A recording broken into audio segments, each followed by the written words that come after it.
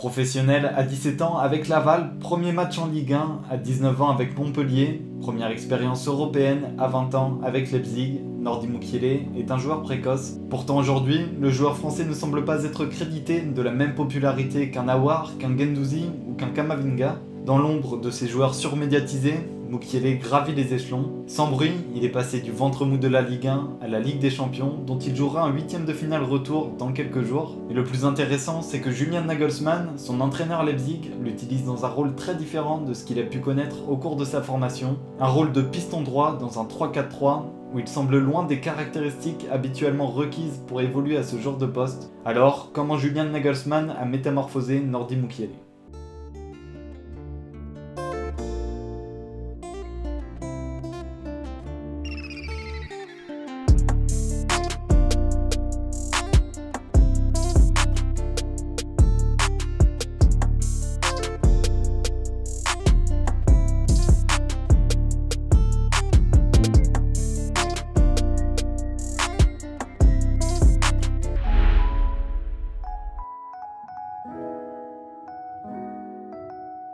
Formé à Laval, Nordi Mukiele ne s'attendait pas à ce que le temps passe si vite pour lui. Lors d'un entretien pour Ouest France, il déclarait « J'ai commencé très tôt le football en suivant mon père, mais je ne m'attendais pas à devenir professionnel. » Tout s'accélère alors lorsqu'à l'âge de 19 ans, il se voit offrir un contrat par le Montpellier Hérault pour évoluer 5 ans en Ligue 1. Si le temps va très vite pour Nordi Mukiele, il lui fera également défaut, car ce sera le principal reproche de son entraîneur à Montpellier.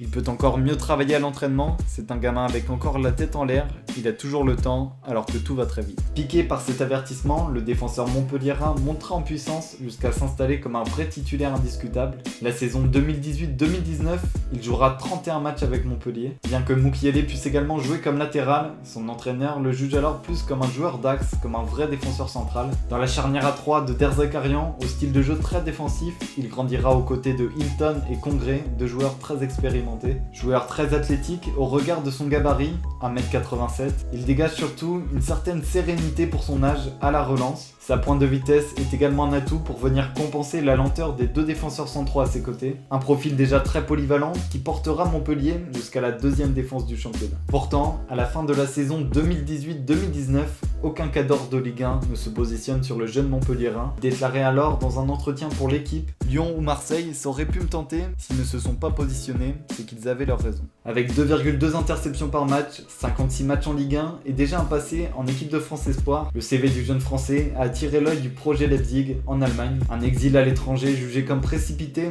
à seulement 20 ans, mais qui montre à quel point les choses vont très vite pour Mukiele. Aurait-il mieux fait de ralentir le temps ?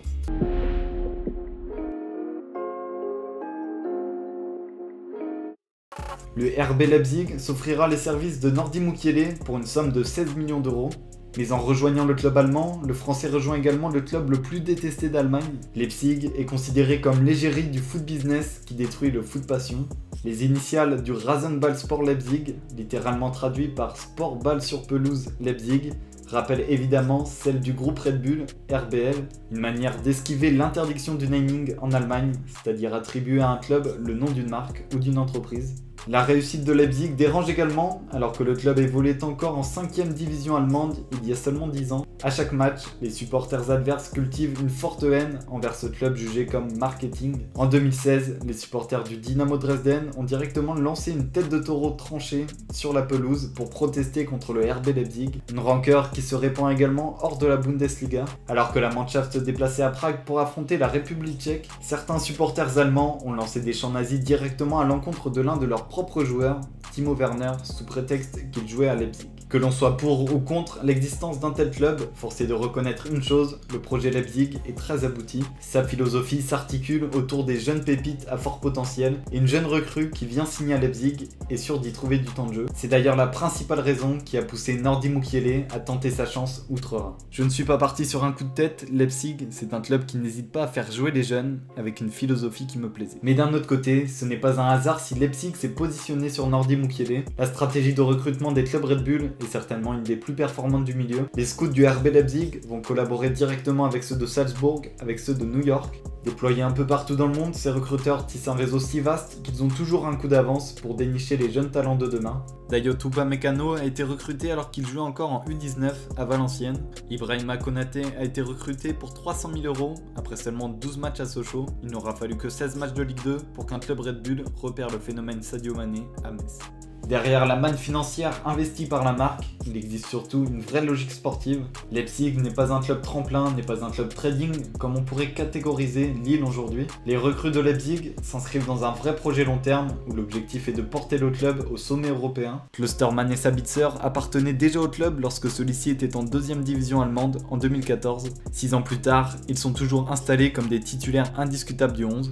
Idem pour Timo Werner, le buteur emblématique dont la valeur marchande ne cesse de grimper à chaque mercato, et ce depuis 3 ans et demi. Leipzig n'est donc pas un club de passage pour ses jeunes, mais plutôt un club avec de fortes ambitions, et il cultive chez chacun de ses joueurs une vraie culture Red Bull. Cette culture Red Bull, ou Red Bull si on veut le dire un peu plus à la française, s'identifie directement dans la manière de jouer qui est identique à chaque club Red Bull. Au socle de cette philosophie, on retrouve Ralf Rangnick, qui était le directeur sportif de 2012 à 2018 de Leipzig et de Salzbourg, reconnu de tous après avoir porté Schalke 04 jusqu'en demi-finale de la Ligue des Champions. Le tacticien allemand propage chez Red Bull une vision avant-gardiste du football, basée sur la verticalité et sur le pressing agressif. Nordi Mukiele le décrit lui-même. Pour jouer là-bas, il faut être prêt mentalement, ça demande énormément d'efforts, l'intensité t'oblige à vite réfléchir, c'est vraiment différent de la France, tu n'as pas le temps de te déconcentrer, je progresse là-dessus.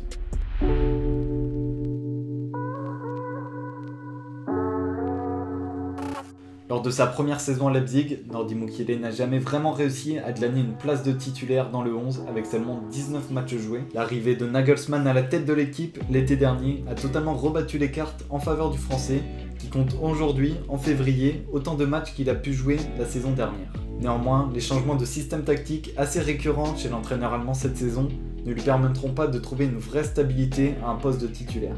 Mais ces derniers temps, avec 3 victoires contre Schalke, contre Tottenham et contre Bremen, également un bon nul récolté face au Bayern, Nagelsmann semble avoir trouvé la bonne formule, un 3-4-3 assez fluide. Et si le tacticien allemand avait préféré Adams à un poste de piston droit face au Bayern, la blessure de l'américain offrira sa chance à Mukiele dans cette position. Pourtant, le profil de Nordi Mukiele semble être l'antithèse du profil d'Adams, du profil de Angelino sur l'autre aile, ou du profil également des autres joueurs que l'on peut voir habituellement à un poste de piston dans une défense à 3. On imagine bien sûr des joueurs endurants, mais également des joueurs vifs, des joueurs techniques, des joueurs capables de créer la différence en 1 contre 1. Nordi Mukiele ne semble pas être le profil recherché d'habitude, mais sa prestation exceptionnelle contre Bremen, couronnée d'un but, a entièrement séduit Nagelsmann qui le reconduira à ce poste les 2 prochains matchs. Si on s'intéresse maintenant aux préceptes tactiques de Nagelsmann, ils exigent une grande flexibilité sur le terrain. D'abord, en phase défensive, on peut distinguer 2 situations. La première, c'est quand l'équipe adverse a le ballon proche de son but. Les joueurs de Leipzig vont alors déployer un pressing agressif. Le bloc équipe va évoluer très haut avec les 2 milieux centraux qui vont également se projeter très haut pour bloquer les solutions de passe. Dès que le ballon va se diriger sur l'aile vers le latéral, alors le pressing s'intensifie et comme disait Pep Guardiola, la ligne de touche est le meilleur défenseur.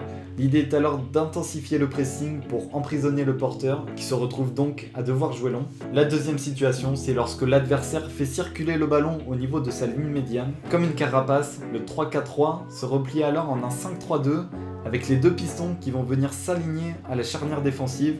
Le trio offensif se disloque alors pour se séparer d'un élément qui va venir renforcer le milieu de terrain. On arrive donc à un 5-3-2. Ces 3 derniers matchs, Nordi Mukiele s'est plutôt bien adapté à l'exigeant volume de jeu requis par cette approche tactique défensive, d'autant plus que le positionnement plus bas en 5-3-2 lui permet de faire ressortir son vrai talent de défenseur central, que ce soit pour gérer les 1 contre 1 ou pour anticiper les passes. Mais qu'en est-il alors offensivement? Car si Mukiele est une vraie valeur sûre défensivement, il n'a pas le bagage technique pour pouvoir faire des différences balle au pied en 1 contre 1. Et si on se penche cette fois sur la phase offensive du 3-4-3 de Nagelsmann, ce dernier devient presque un 3-2-5 avec les 2 pistons qui vont se projeter très haut mais surtout très écartés. En longeant la ligne de touche, les pistons vont donc écarter le bloc adverse et créer des espaces directement entre le défenseur central et le latéral. Les ailiers vont donc pouvoir profiter de ces espaces, que ce soit Nkunku ou Werner, et donc pouvoir être touchés directement entre les lignes. Et ces pistons, qui en rappel évoluent très écartés, vont donc évoluer très haut pour empêcher le latéral d'aller cadrer le joueur qui est touché dans le demi-espace, ce qui va lui laisser beaucoup plus de temps pour se retourner et se mettre dans le sens du jeu. Ainsi, de cette manière, sans être une véritable individualité offensive, Nordi Mukiele, de par son positionnement tactique, sert l'intérêt collectif, il permet d'ouvrir des espaces, qui va permettre aux défenseurs centraux de casser les lignes, de trouver de la verticalité, et c'est l'essence même du jeu avec ballon de Nagelsmann. Aujourd'hui, Mukiele est loin d'être le joueur qu'il était à Montpellier. Le repositionnement que lui a offert Nagelsmann à un poste de piston droit n'était pas forcément voué à fonctionner, mais faut avouer qu'aujourd'hui, le pari est plutôt réussi. Son but contre Bremen, digne d'un attaquant de pointe, en est le parfait symbole. À seulement 22 ans, la jeune pépite de Leipzig peut donc entrevoir un avenir radieux dans un club qui est maintenant bâti, qui a désormais soif de succès, et peut-être un club qui va lui permettre de lui ouvrir la porte chez les Bleus.